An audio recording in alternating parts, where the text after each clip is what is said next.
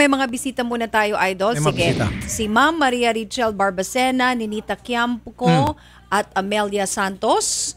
Andito silang lahat. Sige, at andito rin si Carol, yung ating segment producer. Carol, ano bang nangyari dito? Opo, bali sila po yung mga magulang, sila po yung pumila sa isang libreng tuli sa kanilang barangay. Kasi uso nga po ang tuli ngayon. Maya-maya, napansin nila, bigla po silang pinapaalis at pinapauwi, gawa nga daw po na cut-off na. So yung mga magulang, sir, hindi nila alam na may cut-off at hindi sila aware kung ilan po yung mga batang pwedeng tuloyin ngayong araw. Nagsagot itong tatlong nanay, o bakit gano'n, ganyan-ganyan, kausap po nila yung midwife. Sabi ng midwife, bakit yung mga anak niyo ba may tagpos na ba yan? Tama po ba ako, nanay? Opo. Tagpos. So ako lang po, hindi ko alam talaga yung tagpos, pero base po sa aking pagtatanong, kasi ang tagpos daw po ulo, nakahiwalay na ba yung laman? Parang, siguro kung hindi nakahiwalay yung laman sa ulo, wag muna. Pero kung nakahiwalay, okay, parang ganun po ba yung nanay? Opo. Opo, so parang ang pangit naman daw mong pakinggan yun. Sana sinabi nilang in person, personal na sila lang po. Basta ho ganun, tutuliin, yung laman po ang di ba ho, tinatanggal.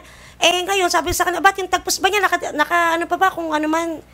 Ayun, parang nabastusan sila. So agad sila pong pumarito sa atin para wag naman daw po ganun ang bibig ng ating midwife. Okay. Syempre po, ang gusto po nila, syempre, matuli naman na po talaga yung anak nila. Kasi libreng tuli po talaga pag summer po, sir. So dahil lamang doon sa tagpos at Sa saka yung... tagpos, yun po ba yung laman na nakadikit po sa ulo? Kung tanggal na daw po ba, nakadikit pa po? Opo, ma'am. Okay. anong kinalaman noon? Sinagot niyo po ba, nanay, kung nakadikit pa po o hindi?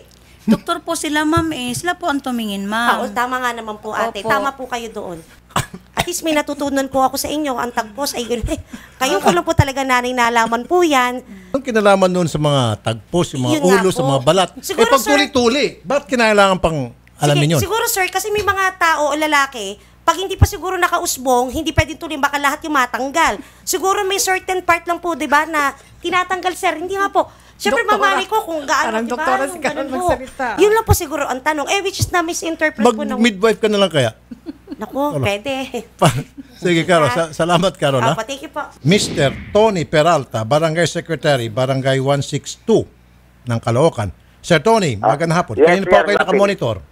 Ba't kailangan pa kasi, sir, na may mga, walang sinabi ni Carol, may mga ulo, may mga nakausli, may mga tagpos, may mga laman. Ano ba yun? Kung tuli-tuli na agad. Hindi namin alam yan, Sir Rafi. As a matter of fact, this morning, 7 o'clock, nandito na ako. At yung mga staff sa center, sinabi na nila, first come, first serve, dahil 50 lang ang matutulian. Because you only have one doctor, Sir Rafi. Okay, so, talagang totoong inabot ko sila sa cut-off. Naabutan sila ng cut-off. Sandali naman po, ano. So, mga ma'am, naabutan daw po talaga sa cut-off ang inyong mga anak. Isa lang po yung doktor, hanggang 50 lang po talaga ang pwedeng tuloyin at that particular time, hindi na pwedeng masama yung inyong mga anak dahil nga na-consume na po yung 50 ng mga pasyente.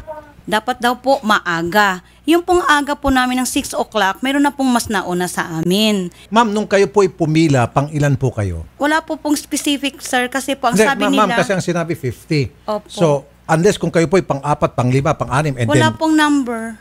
Pero marami yung nakapila. Opo. Kasi checkin daw po nila yung tagpos at yung hindi po, i-release po nila. Tapos po, another pila po daw kasi doon po sa tagpos. Mr. Peralta. Yes, Sir Rafi. Okay, ikaw ba'y natuli na? Ano ba yung sabi ng tagpos? So, kailan po ulit yung tuli program ninyo dyan?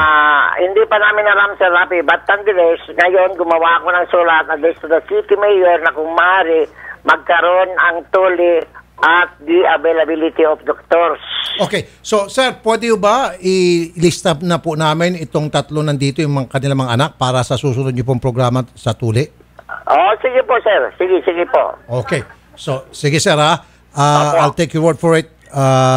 Bukas po, sir, pupunta sila dyan sa inyo at ililista niyo na po yung mga anak nila para sa susunod po ng mga programa tungkol sa mga tuli. Bigyan ng preferensya. Sila po ay ma-accommodate na. Okay, sir? Maliwanag. Okay. Thank you very much. Thank you very much, Sir Rafi, for calling. Sir Tony, sobrang thank you po, Sir Tony, ha?